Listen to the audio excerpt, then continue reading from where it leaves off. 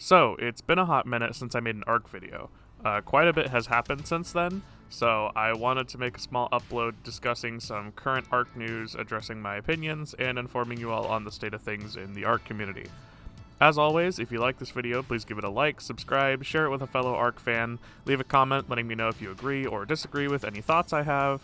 And also, this is my first unscripted video, as I just wanted to talk about stuff and get thoughts out to you guys. Stellaris video is still being worked on. I'm pretty far into the script, so once that's done, the rest should be a pretty speedy process. Thank you all for your patience on that. Anyway, without further ado, let's start with our first order of business. So, ARK Aquatica release date has been posted. It's July 15th. And the little snippet trailer they posted, well, I mean, I don't really want to comment on the quality. Obviously, it looks kind of bad. I won't lie, but I mean, did we expect anything less? Let's be real. I want to remind you all how I feel about Aquatica. I think it's hot garbage. It's not even out yet, and I am pretty confident in saying that nobody should be spending money on this.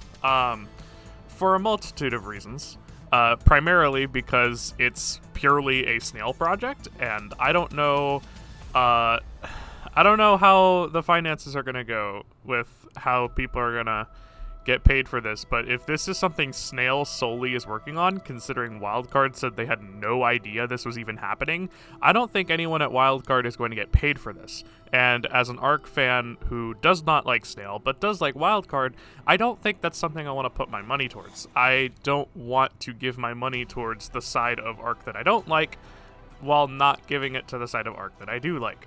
So, I might be a bit of a stickler there. I'm not gonna, obviously, you know, I'm not gonna say don't ever buy Aquatica. Like, if you want to buy Aquatica, go ahead. It's your money. Do whatever the hell you want. But I personally am not going to be buying Aquatica for that reason, and because if you want an ocean expansion, there are plenty of things that you can do to curb that. Instead of spending, I don't know how much they're gonna charge for Aquatica, like 20 bucks, 15 bucks, I don't fucking know. I haven't even checked. Let me check. Is there a price on Aquatica? I don't think there's a price yet. I do not see a price. So what I will say is, if you want an ocean map experience, you could try the Sunken World. I'm in their Discord, I support their Patreon. Instead of spending however much money you would be spending on Aquatica, go pay the people who work on the Sunken World, and they'll get that project out faster. It's going to be made with more love. It's going to be made with an actual desire for a good ARK experience, and not just a cash cow for, you know, snail greed. So I think if you want a water-themed ARK map, Sunken World is the project to go to. I understand there are others.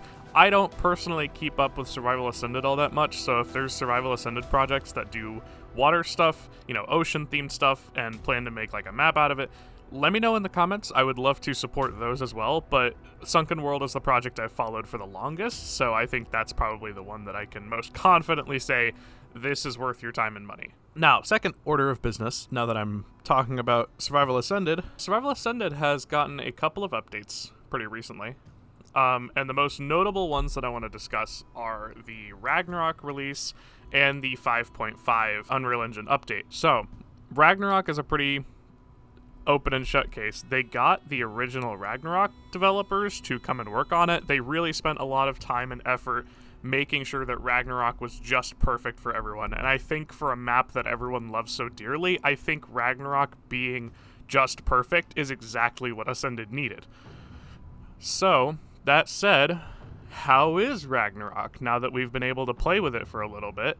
How does it look? I mean, it looks gorgeous. I mean, as someone who loves the ocean in ARK, the ocean is definitely a step up. It looks way better than before, and Survival Ascended has a good track record of doing that, so I'm not surprised. But what I'm mostly impressed about is that a lot of the environments compared to the center, the other free expansion we got ported over from ASE, it's a lot better. I mean, the center had this problem of, like, all of the map just kind of looks sandy, so even in, like, the tundra area, it kind of almost looked like a savanna because there was no snow anywhere, and all the ground was super sandy because, I don't know, someone on that team who does the modeling and textures for Survival Ascended, just really likes sand, I guess. I don't know. But it looks a lot better. The snowy areas actually look snowy. There are areas that have different kinds of ground besides sand, which is insane. It's always been one of my gripes with Survival Ascended was everything just looked like sand. And Ragnarok, I mean, it's still really sandy in comparison to like the ASE Ragnarok, which like a lot of its terrain was more like grayish stone, that kind of stuff, as opposed to like this sandstone. I still think it looks a lot better. I mean, genuinely, I have considered playing more ASA just to play some Ragnarok. Now, obviously, a lot of my favorite mods that I play with that are on ASE have not been ported over to ASA, so it's not really going to be something I do long term.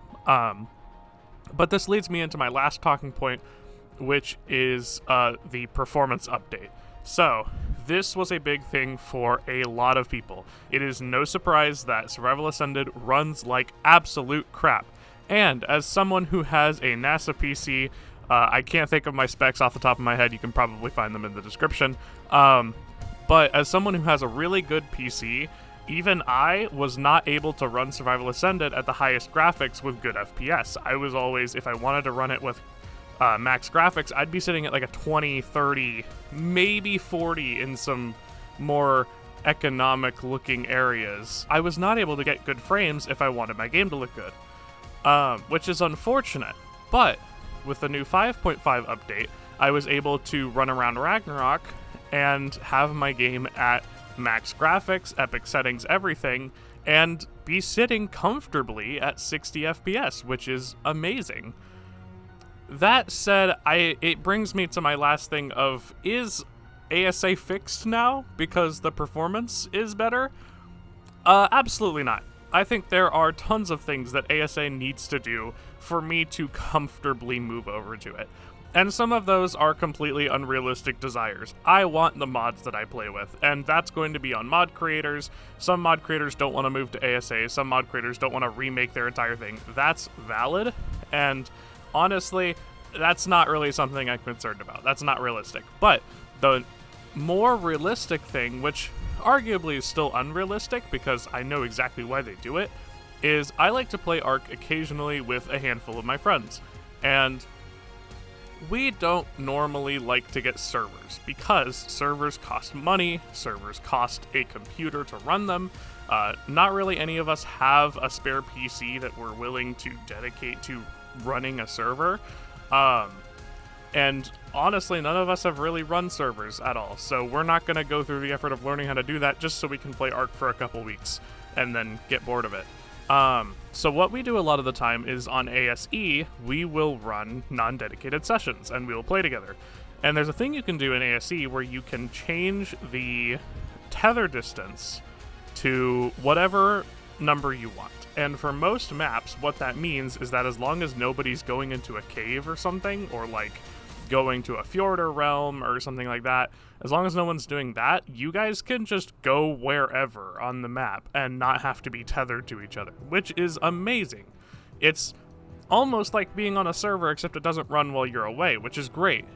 But in ASA, the tether distance is hard capped. There is a set amount that you cannot exceed with the tether distance, meaning you are pretty much being dragged into getting a server if you want to play with friends, unless you want your friends to be tied to you within like 300 meters or whatever it is. But that then leads to the fact of the only server provider you have for Survival Ascended is Nitrado, unless you want to run your own server, which is unfortunate, not because I don't want to give Nitrado my money. I don't care about the financial part of it. My thing is I do not have a good track record with Nitrado. I don't have good experiences with Nitrado. I haven't heard other people have good experiences with Nitrado. Is it probably better now that it's Survival Ascended and they've been the main server provider and have been able to get, the financial means to have better servers? Probably. I don't know. But honestly, I don't want to rent from Nitrado. I want to rent from a server provider that I'm more comfortable with. It's a little expensive, but I have really liked Host Havoc in the past. I've never had issues with the servers. The customer support is amazing, but they only rent out for ASE, not ASA, because they can't.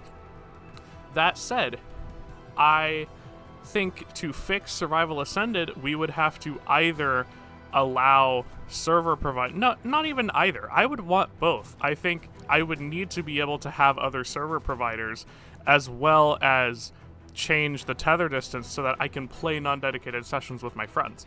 And that's not even a big ask, I feel like. I mean, I understand why they have that tether distance cap, because ideally what that means is that more people are going to be avoiding non-dedicated sessions because they have to be tethered to that host, and what that means is that more people are going to buy servers to circumvent that, which is smart. It is, like, undeniably smart, and I don't blame them for making a smart business move, but it does suck. It's unfortunate. It means that people like me would have to get a Nitrado server to play with their friends, and I don't want to do that. So instead of doing that, I'm just playing Survival Evolved and calling it a day, because that's what I'm comfortable with. Okay, so that's most of my feelings about where ARK is at the moment. I just wanted to talk to you guys and get a little upload out while I was working on other stuff, so, you know, this is kind of a low effort thing, so, you know, don't expect things of this quality. But if you want to hear more ARK news, I might be tempted to put more videos out about ARK news. Share your comments. Do you think that Ragnarok isn't as good as I think it is? Do you think the 5.5 update is not as impactful as I think it is? Do you think Aquatica is worth your money? Do you agree with things I've said? You know, I want to hear a discussion in the comments, or you can join my Discord server, linked downstairs, and you can have a discussion with people in my Discord server where we talk about ARK stuff. I'm currently hosting an ARK Survival Evolved game server. It's going to be resetting pretty soon, or wiping pretty soon, so if you guys want to join, now would be a great time. And also, if you want to hear me talk about other video games and spread some positivity with you guys, because I love to get emotional and heartfelt at the end of my videos, besides this one, because this is not really that kind of video, go subscribe to my channel. I do a lot of that stuff, and video essays are my forte, so if you like those, be sure to stick around for those as well. Anyway, thank you guys so much for watching. I will see you guys whenever I see you next, which is hopefully my Stellaris video, so, you know, tune in for that. Alright, have a good day, y'all.